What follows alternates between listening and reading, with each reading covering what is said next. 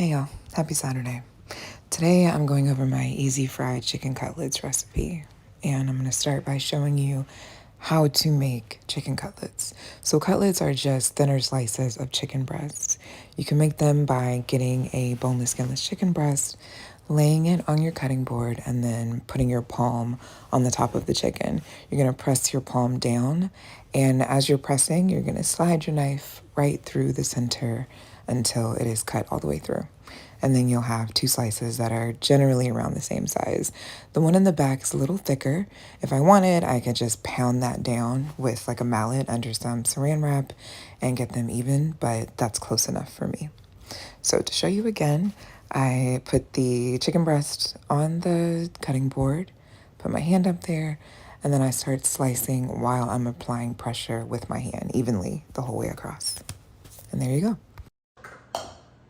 So the flour dredge is all-purpose flour, about a cup and a half of that, and cornstarch, about half a cup of that. Someone needs to invent a way to neatly get cornstarch out of its packaging. I absolutely hate how it gets everywhere. I seasoned this batch with a little bit of annatto powder. That's not really for seasoning or flavor, it's just for color. I get tempted to leave my chicken in the oil too long just to get it like very deeply golden brown, which then overcooks it. And I like overcooked chicken, but nobody else does. So I also added in seasoned salt and some dragon's dust. That is a powder that I was sent by some folks on Instagram. I will link it in the caption. It is really delicious, and I can recommend it if you like super spicy food. I seasoned the cutlets that I made the day before. That's why I was wearing something different with this same seasoning, seasoned salt and the pepper powder. Just want to make sure they have a good coating of them. And then I'm going to mix them into the wet dredge. So the wet dredge, I've been playing with different ways to fry or dredge chicken before you fry it for years, just because I really love fried chicken. And a few months ago, I saw someone on Instagram, I believe it's Spiced and Sauced is what her name is. I saw her use egg whites and sparkling water, and I had never seen that before, so I wanted to try it. I did. It was really good. I really liked how it turned out. The crumb was a little bit lighter and more crispy than crunchy. Slightly different texture. It was just really good. You'll have to try it.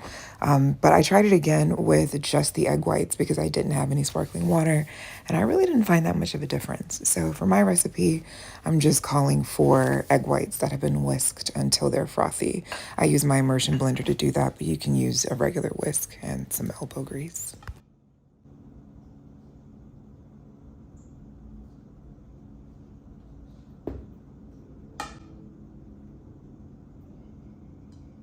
Best part of fried chicken to me is the crunchy craggies, the little crunchy bits that like fall off the chicken onto the bottom of the box.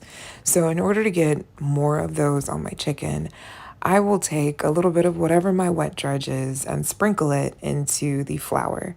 You saw me doing that by just kind of letting the excess drip off of the chicken into the bowl and then mixing it together with my fingers.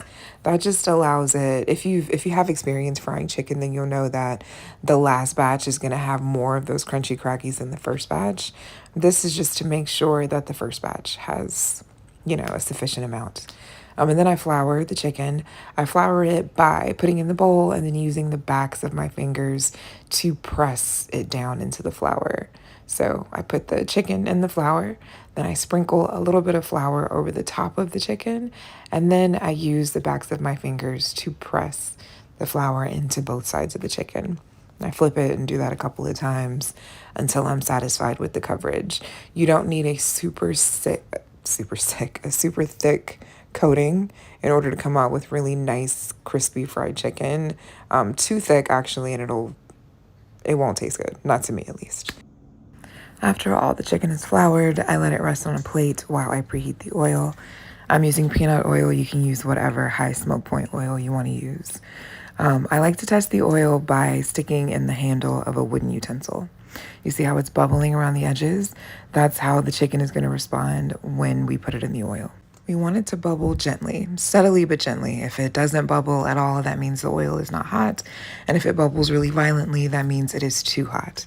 And you want it to be a good temperature because you don't want to have to be afraid of the oil. A lot of making sure that your breading doesn't come off in the oil is how you add the chicken. So you're gonna wanna either lay it in very gently, like I just did, or you can lower it in using like a wire rack or a net. Or if you're using like a larger vessel than I am, when you put your chicken in, you can kind of sweep it through the oil. Like don't let it go. Submerge it almost completely and then just move it through the oil before you drop it. And that kind of helps the crust set against the chicken rather than fall off. And this will help so you won't have as much flour at the bottom of the pan when you're done. Now, as far as frying, boneless, skinless chicken, you generally know it's done when it floats on the top of the oil. That's not 100%, but it's a pretty solid rule. If you're not sure, you're gonna wanna use a meat thermometer. It's 165 internal is what's safe for chicken, or you can cut it open and just check. But I cooked these chicken breasts, each cutlet for about, I'll say about 10 to 12 minutes each. And I was multitasking. I was also making the broccoli cheddar orzo recipe that's also on deepfriedhandy.com. I posted that YouTube tutorial last week, so I'll try to add a link to the screen so you can tap it if you want to see. But I served those together, and they made for a absolutely delicious meal. As always, thank you for spending a few minutes of your day. Oh my God, it was 6.5 minutes. So you spent a lot of minutes with me today. I appreciate you. Have a great rest of your day.